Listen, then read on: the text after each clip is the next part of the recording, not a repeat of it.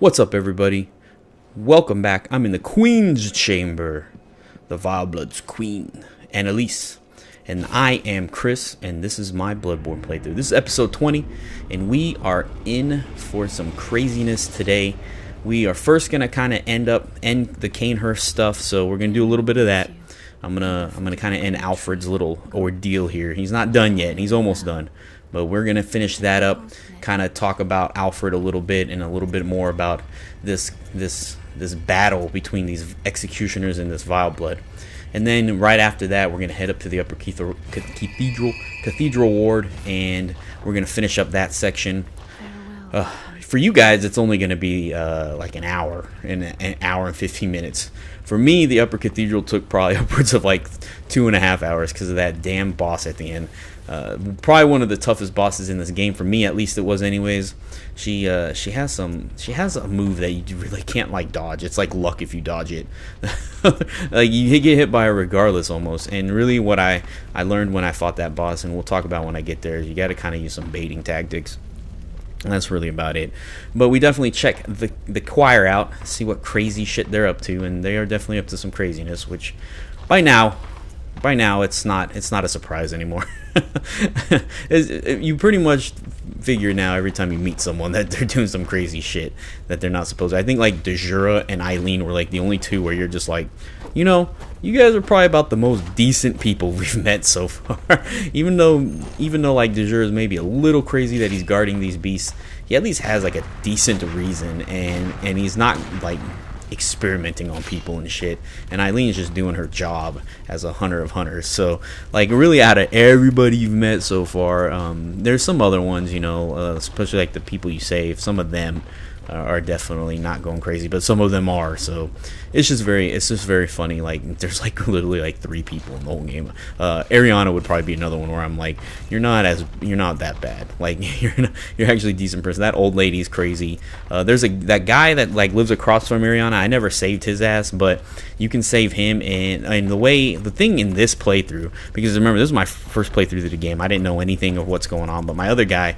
kind of figured other stuff out. But it was fortunately afterwards. After me playing this, so like I know that Yosefka, you can send people there, or you can send people to the Cathedral Ward. And really I didn't open up Yosefka's stuff. I went through the back entrance and everything, but I never talked to her again at the beginning of the game, so I never got the option to send people there. And I never got to see the part where Yosefka went from being like this person who was like, stay away from me, but here's some blood, to the person like, oh yeah, bring me people right now, I need them, like going completely nuts. And that's kind of where you get this idea that there's a real Yosefka who died or got transformed into an alien, and then there's the fake one who infiltrated that clinic. So that's the thing I didn't get to see, and I never got a chance to send people here. So if you don't do that, then the guy that lives across from Ariana, you can't send him anywhere if you've already sent Ariana somewhere. And he only goes somewhere after you send Ariana. So you have to send Ariana first, and then wherever you send her, he goes to the opposite area you say, right? So you can send him to the same place you send her, but you have to say the opposite of where you want him to go. So if you say, I want you to go to Yosefka's clinic, he'll go to the Cathedral Ward. If you say Cathedral Ward, he'll go to Yosefka's clinic. And you can see he thinks you're trying to trick him for some reason or not. However, that's how you save him. I never saved him. I saved the old lady from the very beginning of the game. And then the church, when we talked about the church girl, Adela, from the Unseen Village, I never saved her either. And to save her again, you just got to wear the church uniform and talk to her when you get there the very first time when you get kidnapped. She's not there when you actually get there in the storyline. So just you know, those are the things I kind of miss. And there's some other people like the Dark Beast guy who I just ended up killing in my playthrough. I didn't trust him at all. So and there's a good reason I didn't trust him, because he is an asshole. So yeah, know that if you want to send anyone to Yosefka's clinic, he is the perfect person to send to Yosefka's clinic. That way you don't have to deal with his shit.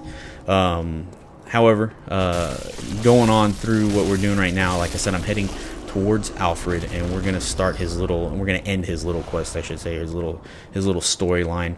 And he's definitely not as cool as I originally thought he was. He's a little more psychotic, and I think that goes to the nature of the executioners.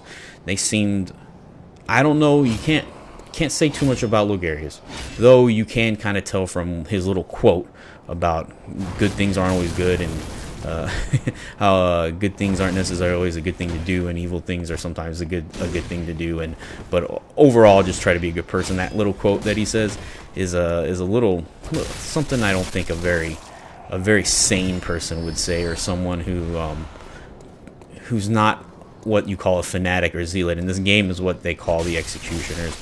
I believe it's from their badge, because I believe their item descriptions here, but I don't have their badge description. I think we look at the badge description here soon when we get it, and it calls them like fanatics and zealots. Somewhere it calls them fanatic and zealot.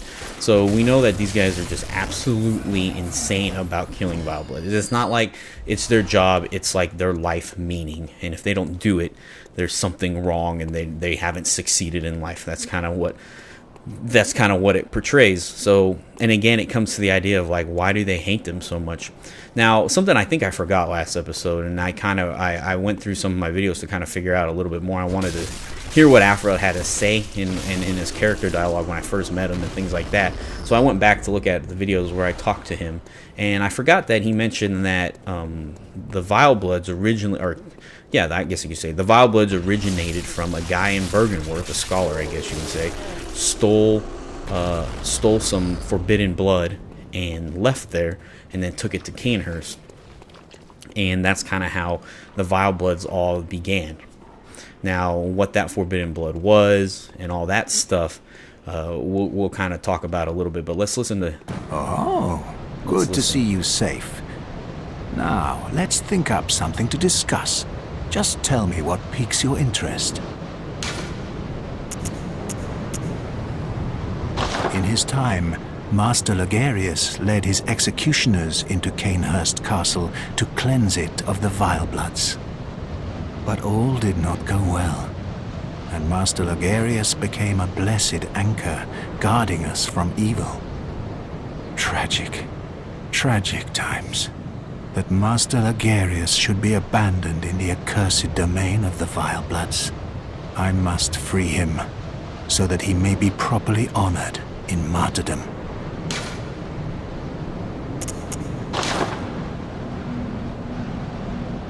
Aha! Is that the sigil of Cainhurst? I've heard tell of Cainhurst nobles and their amusingly pompous invitations. Wonderful. I thank you profusely. I will depart immediately, but first, a token of my gratitude. Ah, I feel my master's hand at work. Praise the good blood, and let us cleanse these tarnished streets. Alright. I think that's going to be about all he really says. And he gives us the Wheel Hunter badge. Martyr Logarius led a band of executioners. This badge was crazed as their dedicated workshop. The wheel symbolizes righteous destiny. Their workshop was a secretive enclave of mystical beliefs and heady fanaticism, which served as the backbone of the executioners' unique brand of justice. So, I don't know why the wheel. I don't know what that really symbolizes. I know you can think circles or like cycles and things like that, but they like the wheel, I guess. I guess that's cool. Maybe it has to do with them heading on forward through the Vile Woods as they run them over. any vile bloods in their path. He teaches you the church bow, which I find kind of strange that he knows the church bow. But I guess it's probably not that big a deal. It's not something that's that crazy. The most important thing I think he says there is that he wants to go there and free Logarius, and so that he can make sure that he's given the right martyr, like he actually becomes martyred. So this whole time he's been saying, oh yeah, martyr Logarius, Logarius was martyred. And then we find out, and we're going to find out again here in a minute, once we head back there. Oh, I forgot a load screen. that Logarius really hasn't been actually martyred. He hasn't been canonized as martyred. So in other words, he's technically not martyred by the church or by anyone except maybe his faction of people are going around saying that that's what he did. It kind of makes you wonder, what did Logarius really do? Like, again, I question, why did he show up to the queen? Oh, look at this. Listen here. I've done it. pounded and grounded this rotten siren into fleshy pink pulp. There, you filthy monstrosity. What good's your immortality now? Try stirring up trouble in this sorry state. All mangled and twisted, with every inside on the outside for all the world to see.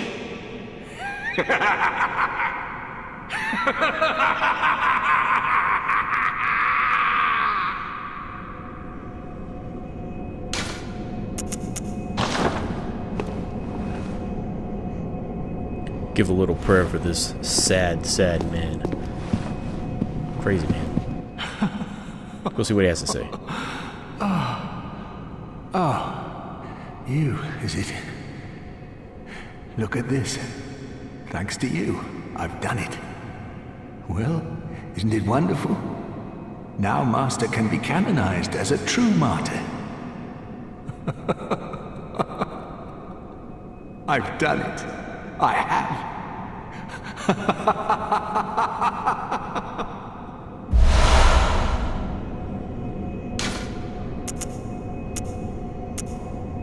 Give a little roar. I'm gonna do it. Here we go. Let's hear me scream.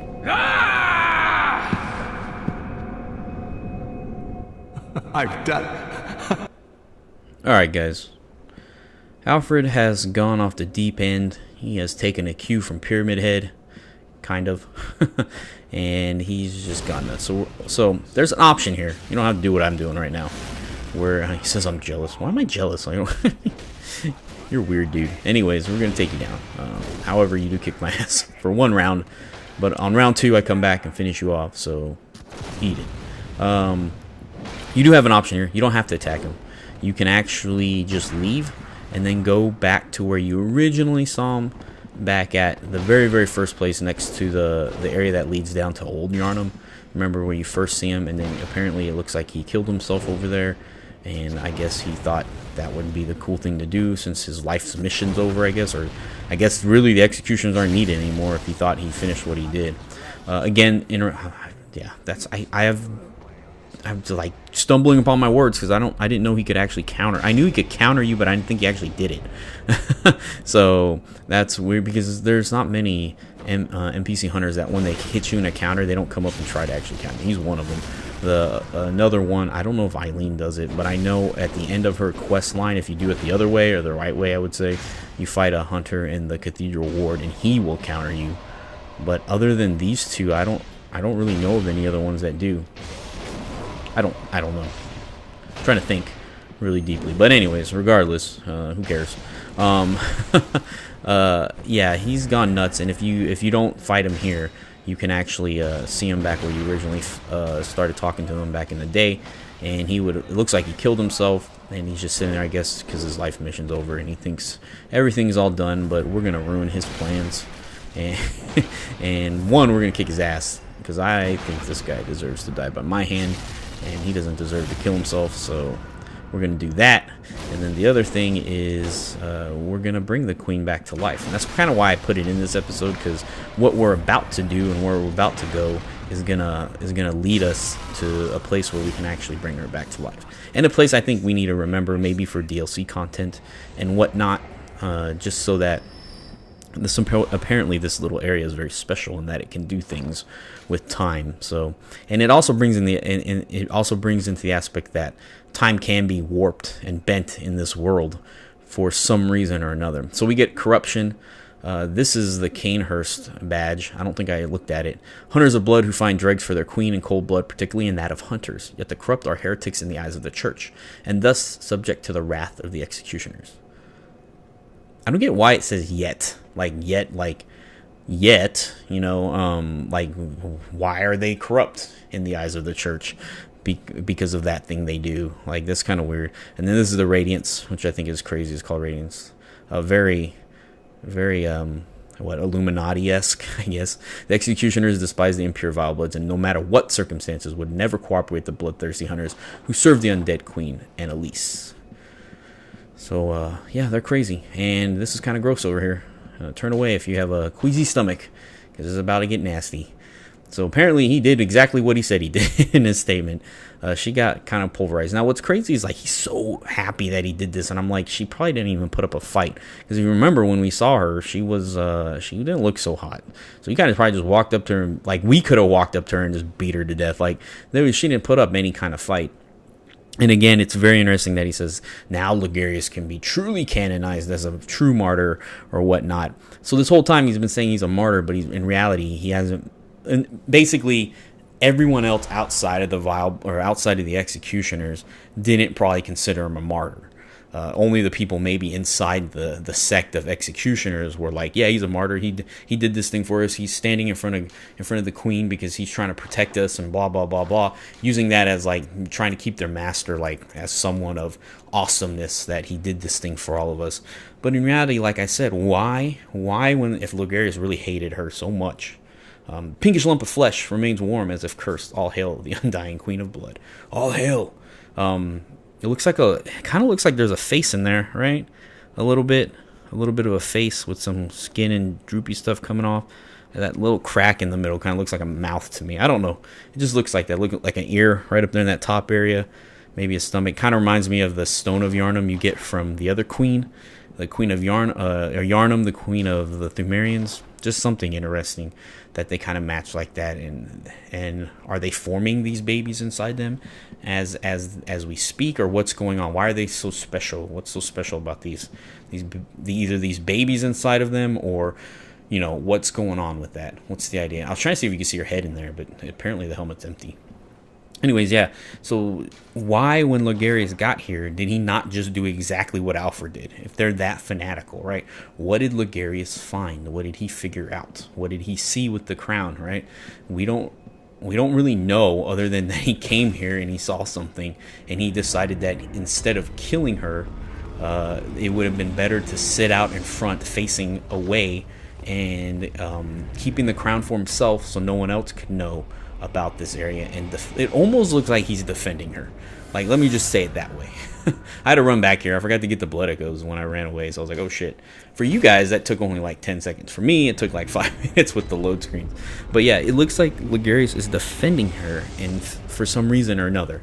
And he figures something out, and I don't know what that is. Either that maybe she's a very important person in these things, or something of that. I don't know. Like, literally, there's only speculation there. There's nothing that I found yet that shows why he would be protecting her. What's the reasoning behind it? Just very, very strange. But then again, maybe he's not. Maybe he is truly doing that, and he's blocking anyone from being able to get to her to become a vile blood. Maybe that's what it is, right? Maybe he's donning that so that any vile bloods that come up, he can slaughter them before they can reach the queen, and so that basically no more vile bloods could exist, because he knows that she's immortal, and that even if he kills her, she'll come back. So maybe he figured that out, and that's kind of what he's doing. So maybe he is truly a martyr in their way of thinking. But I don't know. There's kind of two ways to look at it. In reality, he could have done what Alfred did, because I don't think there's any way for her to come back after what he did to her. So that's why I'm just like, what's the... Because he even yells, he knows that she's immortal, right? It's not that he doesn't know that. He runs in there and goes, what's your mortality going to do now that I've pretty much smashed you to bits and you can't really come back? There's no way. I don't know. Like, it's just very strange. If we remember the whole thing with what came about and how the Vile Bloods came about, is that it was a Bergenworth scholar who stole some forbidden blood and ran away with it and went to Cainhurst, and basically the Vile Bloods began that way. So we know that they began back when Bergenworth existed, so we know they're at least that old. Now Cainhurst itself, I don't believe, if I remember right, the thing didn't say they started Cainhurst. It said that's how the Vile Bloods got started. So Cainhurst could have existed at that time.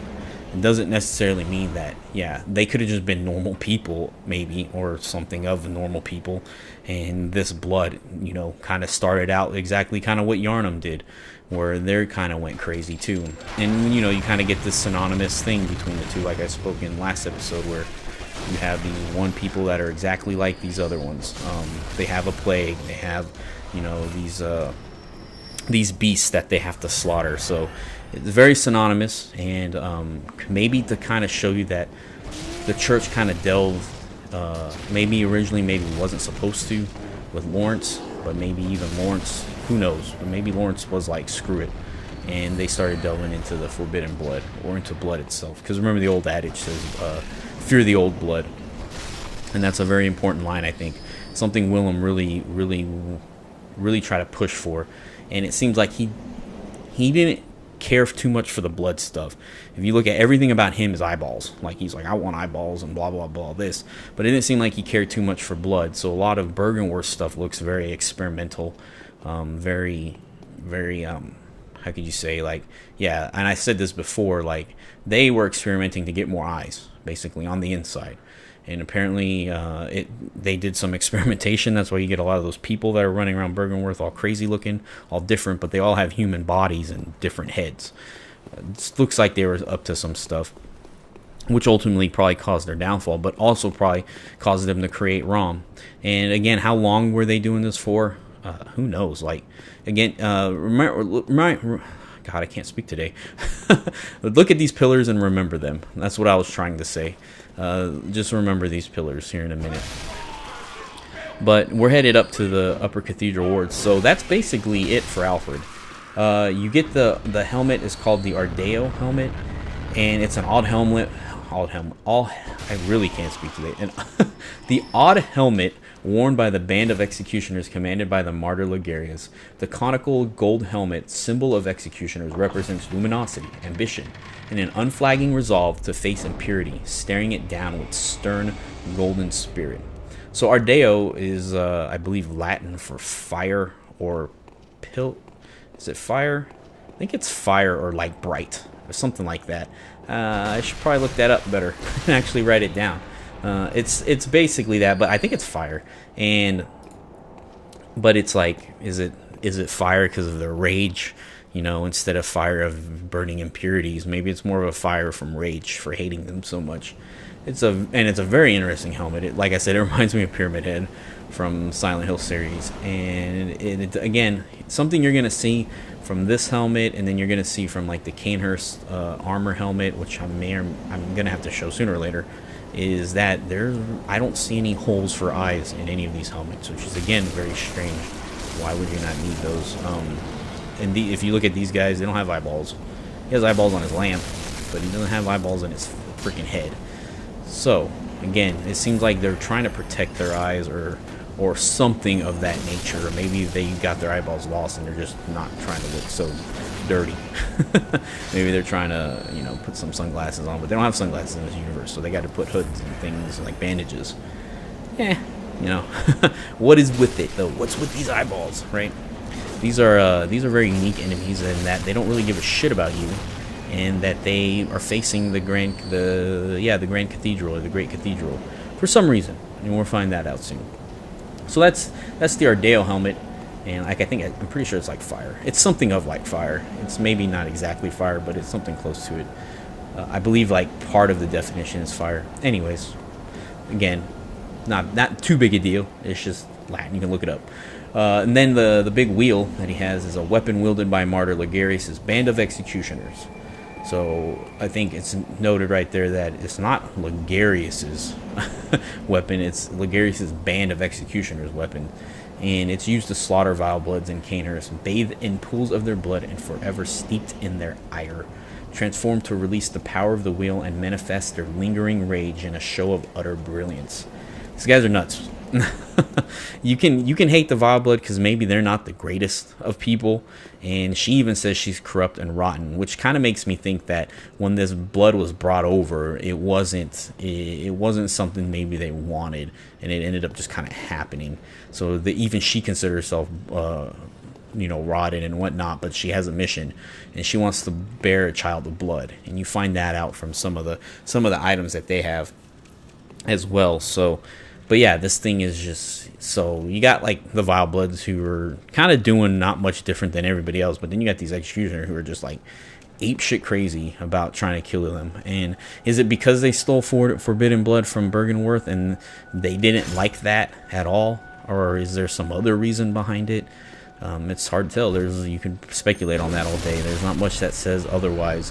The only thing you know is that not necessarily did Canehurst want the blood that was stolen, right? Maybe it was. Maybe it was done. There's nothing that says. There was nothing like that states any facts about what happened. Did the Vile Bloods, or did Canehurst want this blood and got someone from Bergenworth and to steal it and bring it over, or did this guy didn't have anywhere to run to, ran to Canehurst and then kind of oops it got out to everyone? Like what exactly occurred there? Now there's something I noticed right here, and I haven't noticed the whole game until just now. I looked up there and I saw it for a second and I was like, wait a minute, and I ran because I was like, I thought about it, and then I was like, okay, wait, and I stare at it for a while and I'm looking at the moon and I'm like, why aren't the clouds going in front of it? Right? Like I sat there and I was like, wait a minute, like the moon should be in outer space, right? So the clouds in the background should go in front of the moon. Otherwise there's something seriously going wrong here, and that moon is literally in the orbit of the sky, like it's like right on top of the planet. And I look at it again, I'm like, is it seriously not? And I'm like, yeah, the clouds are going behind it. That is crazy to me. Like when I saw that, I had to like double take. I was like, wait a minute, wait a minute. Like, is that truly what's going on, or is it like? And I'm just staring at it. I'm like, there's no way that those clouds would cover that moon up like easily. So it is definitely hanging low, way lower than it should be. There should be some tidal forces going on with these lakes around here, and so it makes me start thinking, maybe this moon isn't a moon at all. Like it may not even be a moon. It may not even be nighttime right now. It may be the middle of the day for all we know, and it's just something interesting. I saw when I saw that, I kind of had like I was like, whoa, what? Wait a minute, time out. There's something not right about this, and that's what made me kind of double take on it. It's just, kind of pointing out the fact. It's something that's so simply hidden that you don't really think about, and then you kind of look at. I didn't even notice until the end of the game. People might have noticed before this. Like, I'm just an idiot, and I didn't see it until now. But I looked at it, I'm like, there's just something not right. This whole game, I was like, there's something not right about it. It just looks like it's staring at you. Now I know it's because it doesn't look like it's in the background. It's in the foreground. It's like right on top of you the whole game. That's pretty freaky. Pretty crazy. So that moon is very, very fake to me. I don't think it's real, and it is watching me. For some reason, it is watching me, and I think it's because I am someone of very importance to it, and I think it's connected to the hunter's dream kind of thing. So I was noticing that as I was running through here. By the way, this is the Upper Cathedral Ward. We got here through the church workshop, which I find kind of crazy that like as we go up, and it kind of makes sense. That seems to be logical, and even in our world, as you go up, you get closer to the top parts of a company, right, in the office building, right? The president or CEO doesn't have his office on the ground floor. He has a top floor. So it's kind of the same thing here. And if you look at this tower where you climbed it, well, let's talk about the choir garb. Members of the choir are both the highest-ranking clerics of the Healing Church and scholars who continue the work that began at Bergenworth. Together with the left-behind Great One, they look to the skies in search of astral signs that may lead them to the rediscovery of true greatness. Left behind Great Ones, astral signs, rediscovery of true greatness, and work that began at Bergenworth. And they all say the same thing.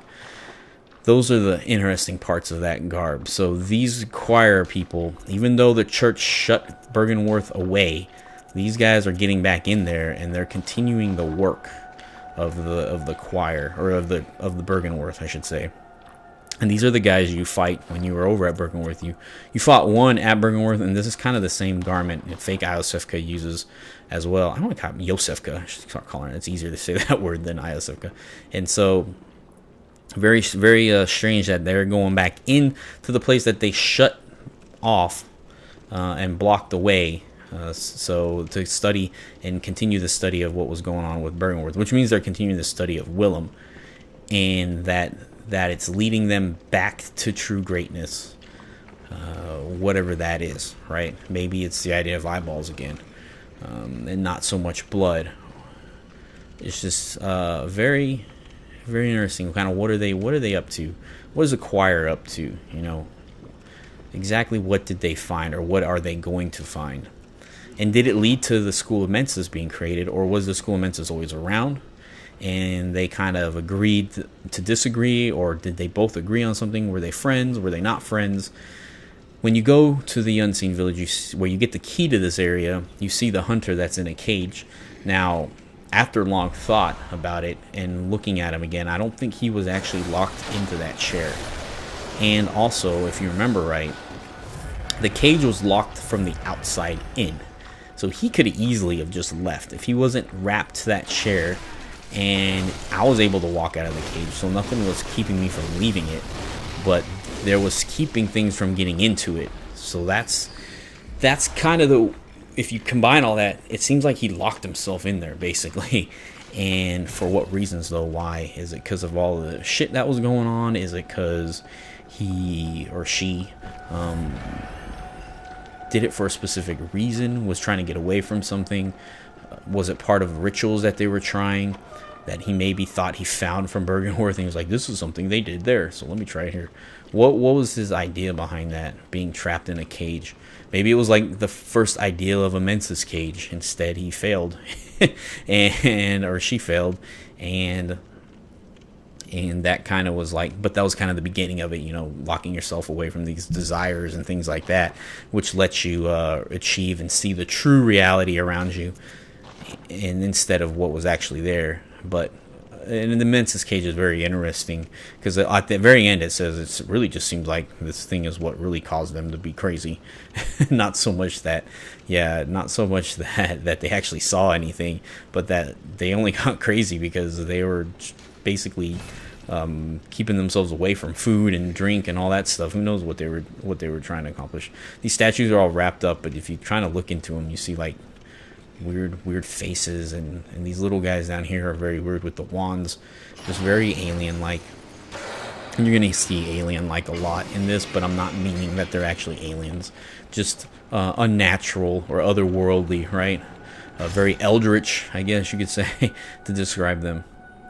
So we're up in this choir area, and one of the first things I noticed about this area is that it seems to be abandoned, like a long time ago.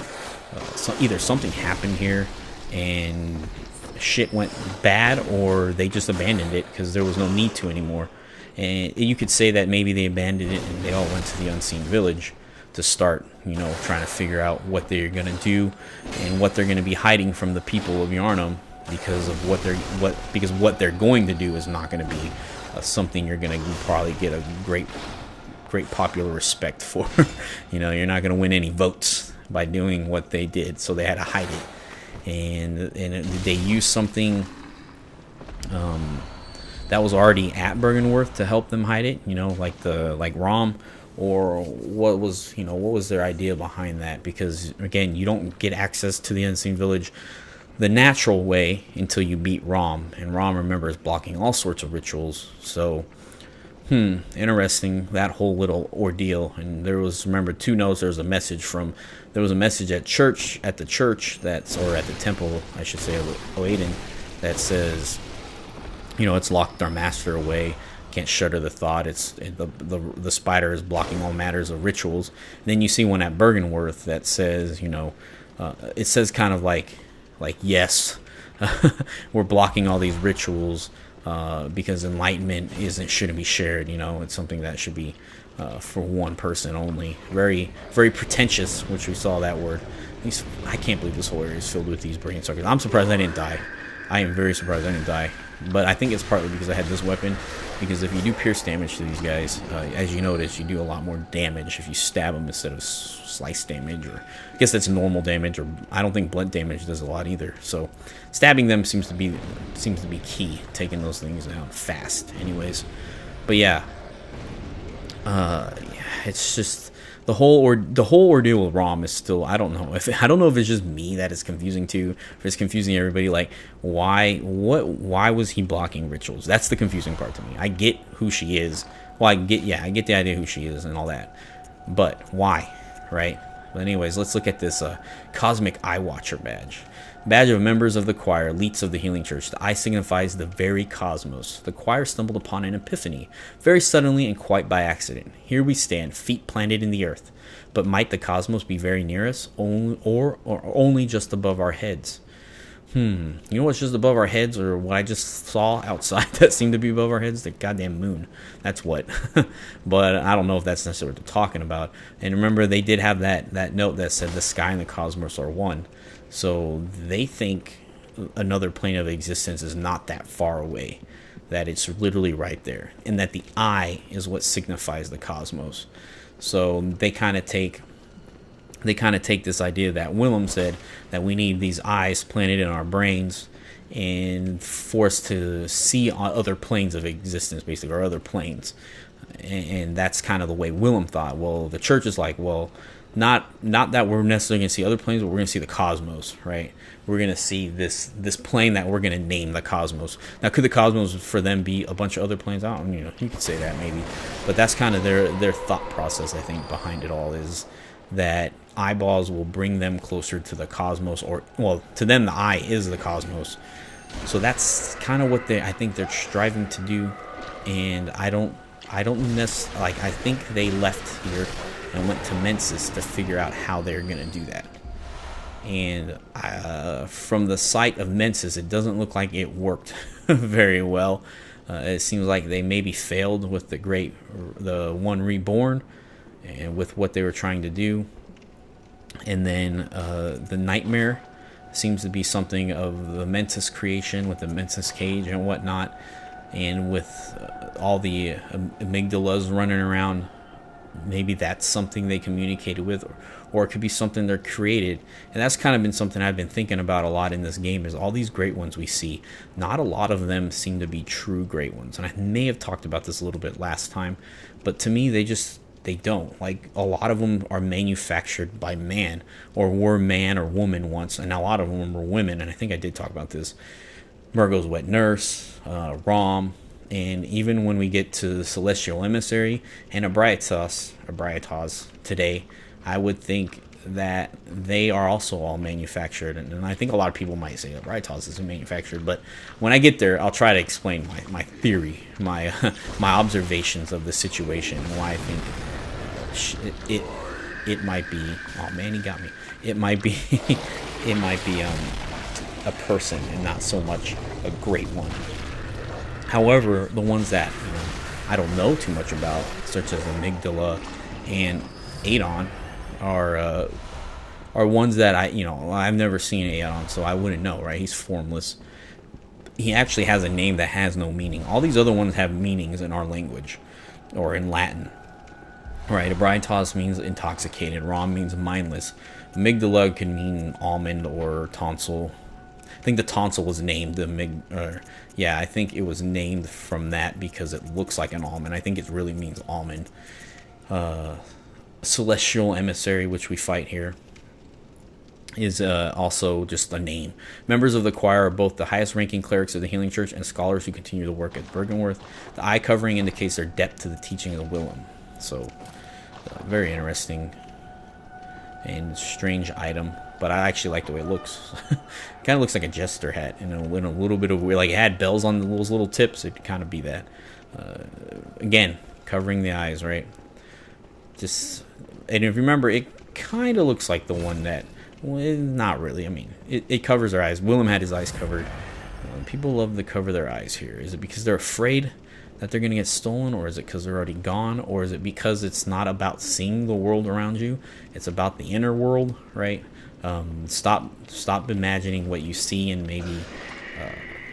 maybe start seeing what's not there. Maybe that's kind of the whole ordeal behind covering your eyes. Not 100% sure about having that insight, right? That sight from the inward, not seeing outward. And that could be maybe where dreams are manifested from. I don't know. There's a lot of speculation. There's a lot of stuff going on with the eyeball stuff. But back to my great ones theory over here, is that the only one that, okay, I'll say the only two that you've technically met that, actually, yeah, I'll say the only one that I've met that doesn't have a Latin meaning that I know of, correct me if I'm wrong, but is Uadon, or however you want to say that. If you look it up, you can't find this word. It doesn't exist. Murgo's wet nurse. Murgo exists. It means to immerse or dip. Amygdala, almond, raw, mindless. Ebrietas, intoxicated. I talked about this. And celestial emissary is 2 English words put together, and we'll talk about that when we fight that person. So, very strange. The orphanage, shadowed by Grand Cathedral, was a place of scholarship and experimentation where young orphans become potent, unseen thinkers for the Healing Church. The choir that would later split the Healing Church was a creation of the orphanage. So the choir that would later split the Healing Church. So at one point, the Healing Church was one whole thing, right? And it was probably kind of the thing Lawrence wanted, maybe, where they were helping people and doing things that he wanted. This is again speculation. However, they started dwelling maybe into the blood, and that dwelling is what created the orphanage, where it was a place of experimentation and it's a scholarship, and basically on orphans from the streets of Yharnam. And they were doing this to these kids, which is very, again, very dark and sinister. But by doing so, who knows how many died, but occasionally I guess everyone reached some kind of greatness or thought and became a part of the choir, someone of like a really big thinker.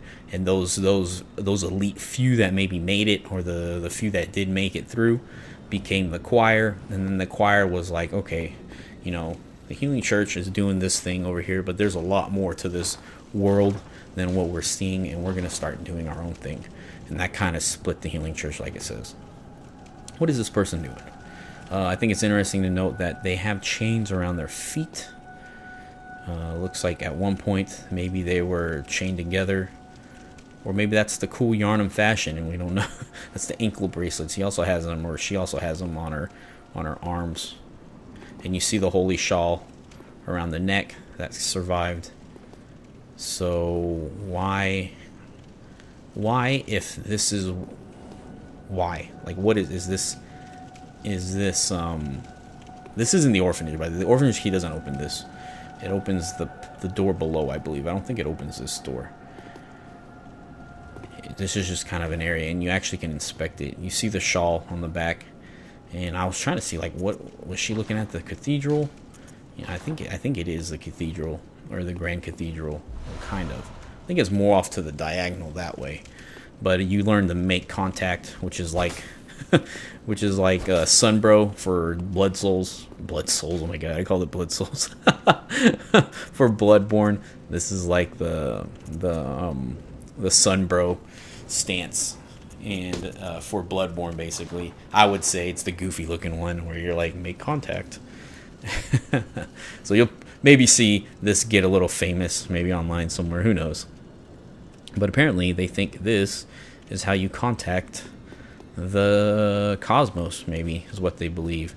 And now that symbol below her maybe makes a little more sense, because maybe those circles are different planes planes that they think exist, or maybe is a symbol of the cosmos to them, or whatnot. So that's maybe why you see that a lot. Again, no clouds in front of the moon. Bastards. This is strange again, very creepy in a way. Now that I know that thing is just staring at me intensely, looking at us.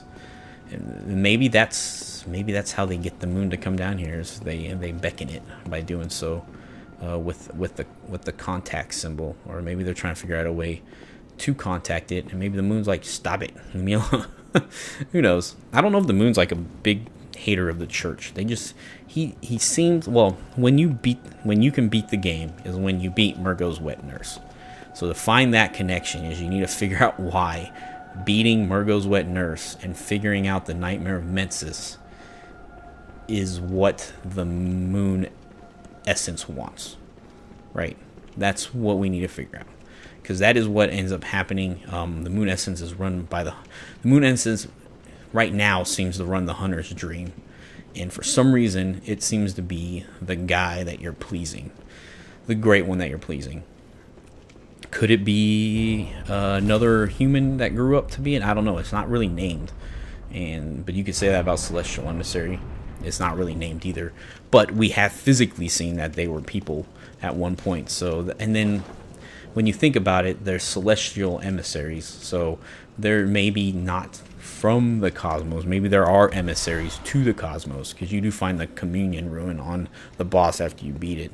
Very interesting to see that that's there. So this is what the orphanage key opens up, is this cage. What looks to be a cage. And maybe this is where they stored all the orphans. However, there's to the back, to the back right when you're facing it, is the entrance to the upper areas of the Grand Cathedral, which is very strange that that's there. Could those little guys be kids that didn't quite make it and became little slug guys, and they want their mommy, which happens to be the big baddie up inside the church?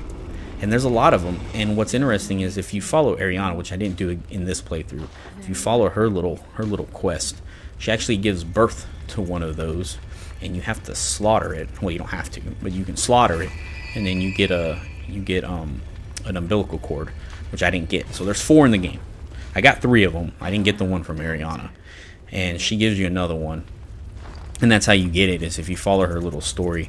And you end up, I think you have to kill Mikolash, but not kill Murgo's wet nurse. Like, you have to do it in between that time, which is very, very, very weird, because there's nothing that points to you having to go back. Like, it's like you got to constantly be checking on her if you wanted to figure that out without, like, seeing someone else do it or accidentally doing it maybe on your own. You kind of had to, like, just, have to be constantly checking on her after she got hurt, maybe every time you beat a boss, which isn't, I guess, too far-fetched, because this game seems to be like every time you beat a boss, something changes, right? Either the sky changes, it gets later in the night, or, like when you beat Rom, like a whole bunch of shit changed. So, I mean, it's not that far-fetched, but to really think of that connection would have been pretty tough to do on your own. Imagine if this game came out like 30 years ago, before, like, really there was a lot of internet, man. People would never stumble upon that except on accident, and then it would have never gotten out. So, like, you'd only have to hear from a friend who would have told you that would have happened back in the day, when secrets in games were secrets. Nowadays you can be like, I can look it up. So anyways, and that's how you get the 4th umbilical cord. So if you're wondering, however, she gives birth to one of those things. So could those be children? Could those be babies that were born from women in the past on nights of the hunt, like this one? And apparently, I don't know if those are going to ever grow anything more than what they are right now. But however, they do all want to kind of go back towards where Ebrietas is. But she kind of seems to be hidden or locked up, maybe, or sadly put into a place. To me, it seems either more hidden or more locked up than anything. I don't think she wants to be where she's at. And again, we're going to talk about her and her design a little bit when we get to her. Just some interesting things. She seems to be something. Human. I'm just going to say human. She seems to be human that has transcended also. I thought that was something up in there.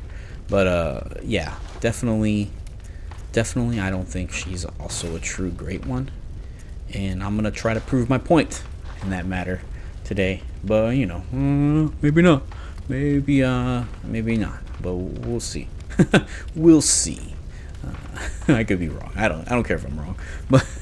But I just try to observe and then give out what I see, and then let people think about what they truly think it is. So we are about to go fight the Celestial Emissary, and we know this enemy. We've seen it before, and we fought one in Bergenworth Forest, or the Forsaken Woods, I believe is what it's called. I couldn't have jacked up that name even any more than I did.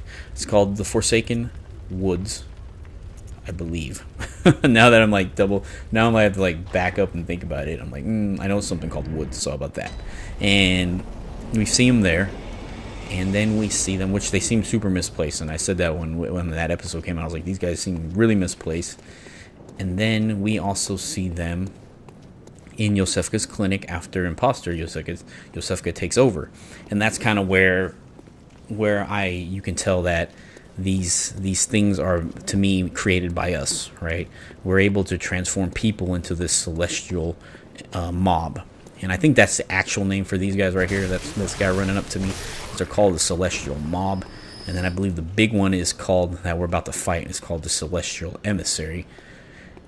And to me, I don't think these guys are... Again, I think, and I believe the achievement says that they are a great one. Or the Celestial Emissary is a great one.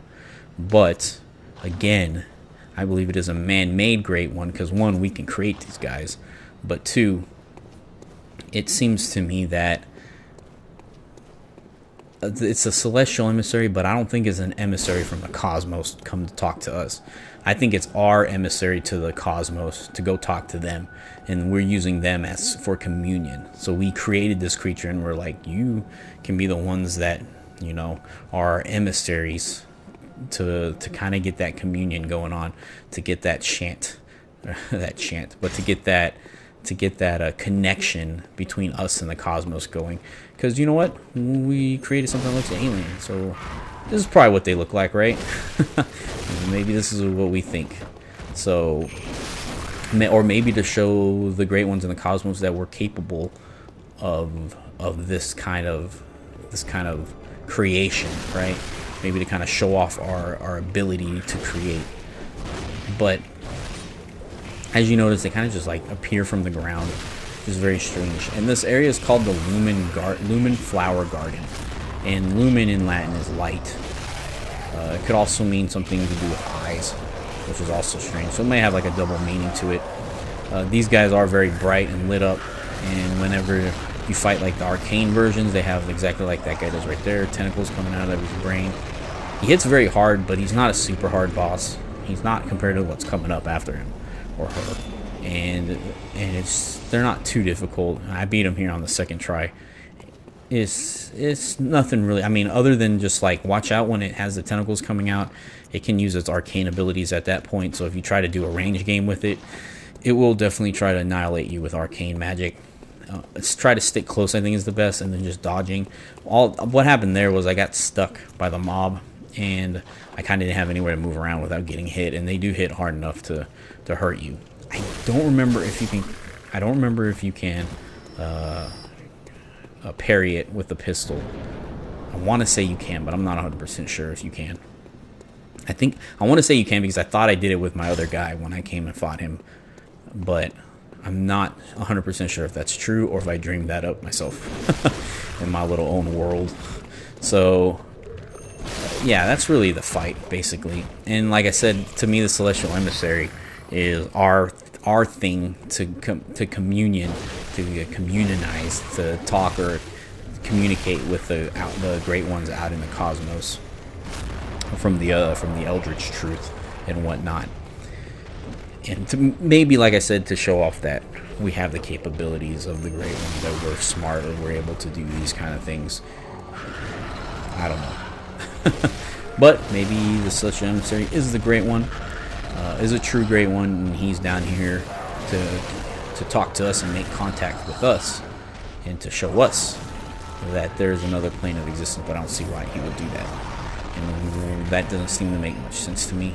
They seem to be more created by us because I've already seen that we can create it. And when you kill it, you get the communion rune. So I think that's kind of a big indicator on that too. I just slashed them, just annihilate them. You notice they have green blood, and like I said, you get a very good communion rune. So if you like those, I believe this is the one that give you the health vials. Oh, I do double check it. Wow, I was smart enough to do that. Yeah, this one gives you 4. There you go. So look at that picture. Like a creepy picture. Looks like a man with his arms in like a triangle pose. If you look at it, it kind of looks like part of the Illuminati one you just saw not too long ago, but not really. Like maybe a little bit, but not too much. Or it could be like 2 guys standing back to back with their hands raised, touching, or like sword raised. I don't know. This looks very strange. Very strange. Like I said, this is the Lumen Flower Garden. So apparently these flowers maybe used to give off light. I thought you can see these in the Nightmare Frontier, but I will have to go double check to make sure, and then I'll probably be something of maybe a little bit of a lore importance there. Maybe they can only blossom during the day. I don't know. Because remember, it is kind of daytime over there. So I thought the flower was over there, or when and I think that because I think there was a flower that blossomed over there and that gave off light. So I don't know. Again, now if you look at these statues right here, they're statues of what you're about to go get your ass kicked by. These right here. What's funny is when I first saw these statues, I thought of the Marble from like the Final Fantasy series, and I was like, oh, and then it brought bad memories of Bad Breath Attack and all that great stuff. And I was like, damn it, stop thinking about that. and it's a very strange design. We're gonna talk a little bit about its design when we get there, but we'll start off with its name, Ebrietas, the daughter of the cosmos. Again, is if it's the daughter of the cosmos, so let's say the cosmos is a great one, right? Or as it seems to be the great one. Maybe not so much of a plane, it's not a plane, then so much that it is a great one itself, because if it's the daughter of the cosmos, right? If it's a daughter, that means it was an infant, and remember, all great infants die. So you know apparently it's not a true great one. So so that must mean that it's a surrogate of what the daughter of the cosmos would be. And again, its name means drunkenness or intoxication. I think I like the word intoxication better. And it seems like all these great ones' names just mean absolutely nothing awesome. Like, well, why wouldn't you name your great one like something cool, right? Why would you name them weird shit like intoxicated or mindless, you know? Or let's say amygdala was created, you know, almond, or Murgo, which is immersed. Like, why would you name it these things? That's just so strange to me. So right here is this item you've been seeing the whole game, and you're now finally able to get it. It's called A Call Beyond. Very interesting game. And it is an arcane power. It's not anything you can equip, or it's not a key item. Long ago, the Healing Church used phantasms to reach a lofty plane of darkness, but failed to make contact with the outer reaches of the cosmos. The rite failed to achieve its intended purpose, but instead created a small exploding star, now a powerful part of the choir's arsenal. At times, failure is the mother of invention. Is this the thing that the badge refers to as they fell and suddenly came apart, like suddenly and quickly came to realization? Is it because of this, right? Because they failed this, is that what made them realize the cosmos and what existed? And when they say they created a small exploding star, is that a way of saying they created Ebrietas? Because if you watch her, she uses this ability, and it is a very devastating ability in the boss fight. It's one of the moves that is super hard to dodge. There's one move that she has that's like literally impossible to dodge. You can dodge it. I've done it a couple times, but it's really hard to. And then that Call Beyond move, where it shoots a bunch of lasers at you. It's cool looking. It's actually really pretty, but it is devastating. It's hard to dodge. You gotta just time it right with that one. But is this? So the badge says that they came to a sudden realization of something, and is it because of what happened here? So were they experimenting around, doing shit that they weren't supposed to, and then all of a sudden this small exploding star happened, and it created this great one, or this person who was doing these experiments created this great one. And the other thing is who is this person, and why is she important? It's definitely a woman, and as we're gonna see, not hostile, just like Rom.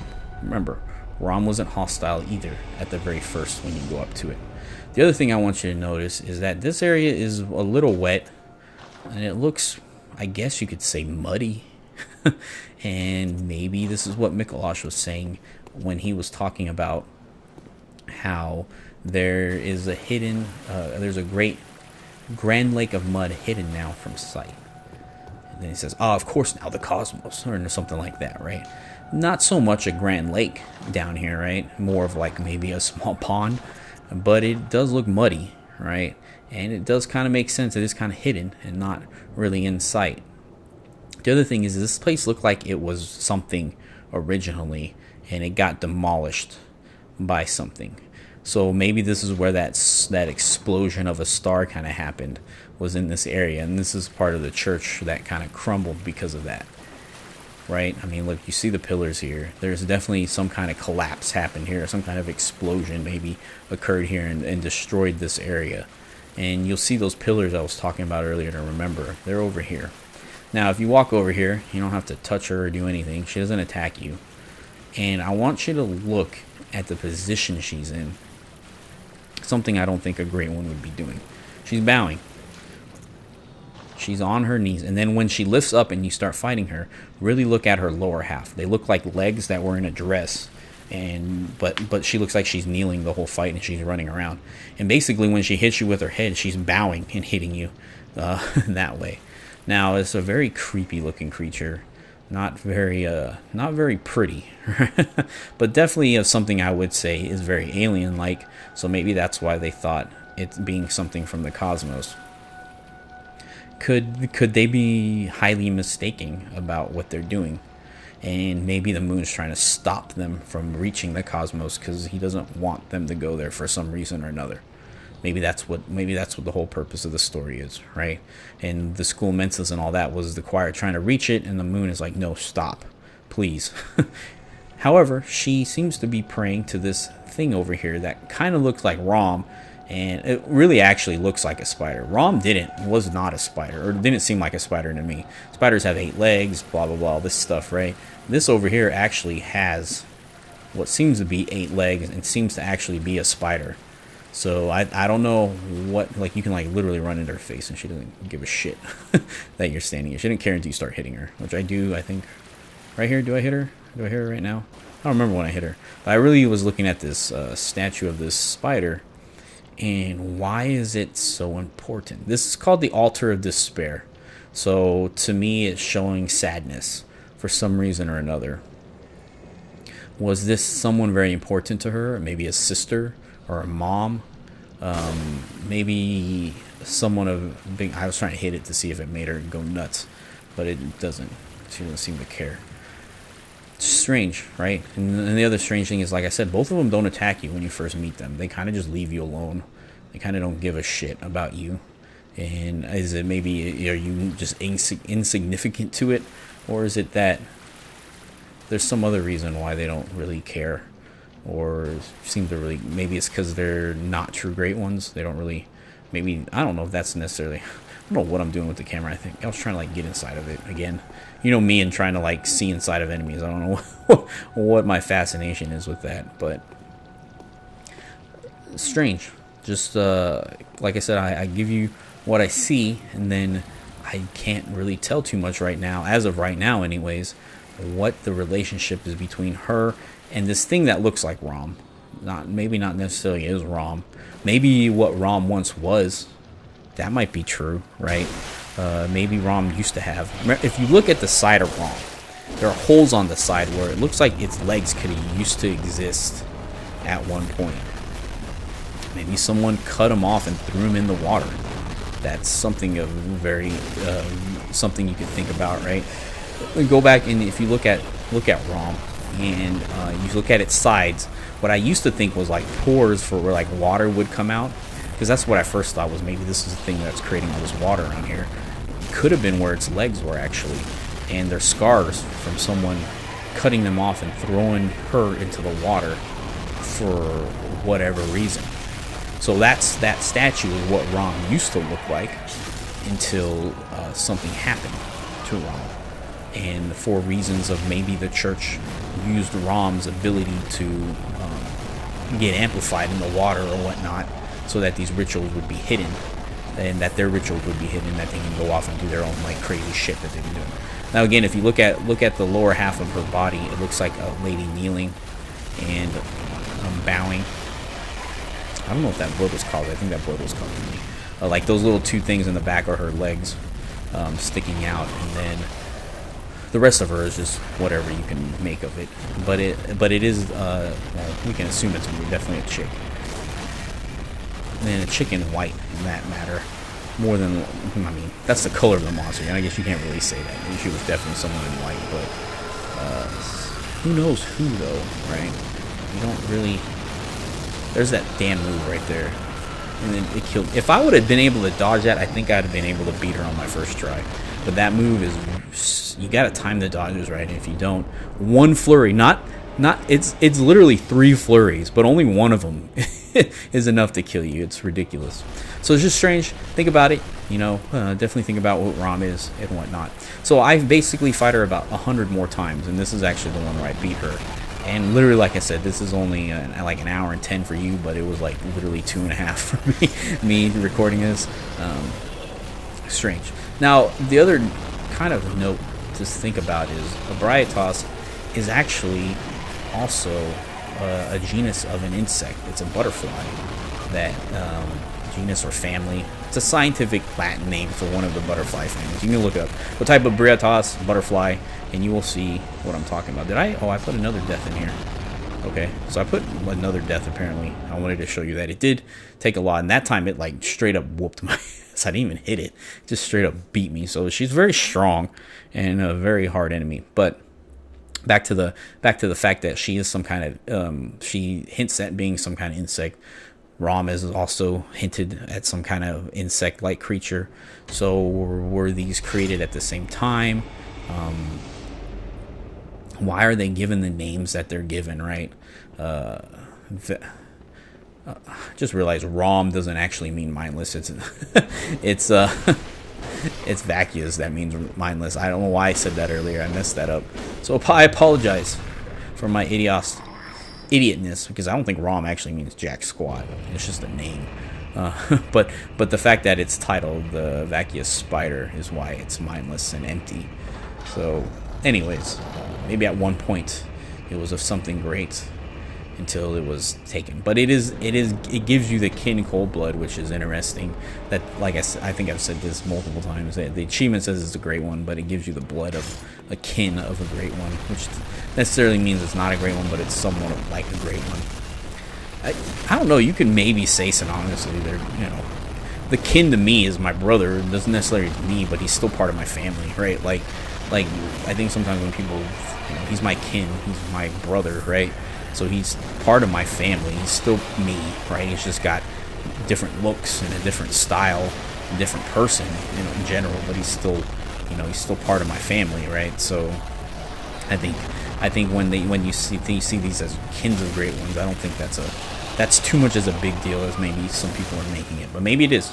I'm definitely going to be getting that strategy guide coming out here pretty soon. And if it's anything like the Dark Souls 2 one, it's not going to ruin. It's not going to give off any much more than what's already given. It's going to maybe give some descriptions and stuff like that. I needed, actually just now remembered that I needed to pause the video to see what that picture was right there. Maybe I will go ahead and do that here soon, and talk about it next episode. I gotta write my note down and remind myself to do that, because I did really want to do that, and I completely forgot until right now. It has a little picture of something, so if any of y'all know, just tell me in the comments. But there you go. When I bring out the canon, that I mean business. I mean business, and that's what ended up happening. I was like, okay, I'm just going to have to use canon on this bitch, because she's not going down. Again, passive. I think passivity is a very key point with both of these great ones that you fight. Amygdala, not so much. Wanted to kick your ass the minute you walked into its little area, dropped straight down and just started whomping on you. And same with Murgo. So they seem to be hostile. These two, not so much. However, you did need to beat Rom to progress the story, but you did not need to beat her to progress the story at all. So the very interesting thing, and this is the reason why I put the whole Alfred stuff at the beginning here, is you can actually come up and expect, I guess that would be the mouth of Rom, and if you I guess inspect it, it asks you to give it something, and you can offer it the flesh that you got from the queen. And then it says something interesting here. If I decide to do it, I don't know what I'm doing. So you can give it the flesh. It says time flows in reverse for the scrap of flesh. So basically, now if you go back to the queen chambers, the queen will be there, and she will actually act like nothing happened. She's not going to thank you. She's not going to do anything. It's literally like time reversed for it. You know what else that happens to? It happens to you. Whenever you die, time reverses technically, but for some reason the blood echoes still exist where you die at, but time reverses. Anyways, I believe this is going to be coming up to the end of this episode. So just keep that in mind, that something is able to do that for you too. Just something to think about, crunch on a little bit as I end this episode. And it's just a little bit early because I just want to thank everybody out there who's liking these videos. Definitely thanking the people who are sharing it.